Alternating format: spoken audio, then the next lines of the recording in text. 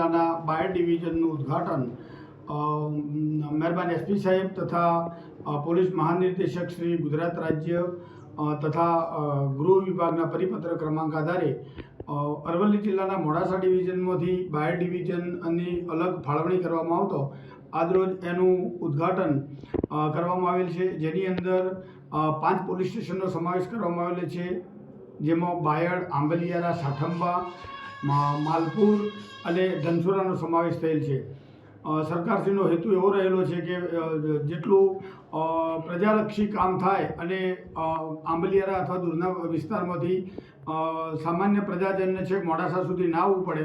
અને પોતાના જ વિસ્તારમાં ડીવાયએસપી ઉપલબ્ધ થઈ શકે એટલા માટે આ ડિવિઝનનો શુભારંભ કરવામાં આવેલો છે અને પ્રજાની સેવા માટે કાર્યરત કરવામાં આવેલ છે.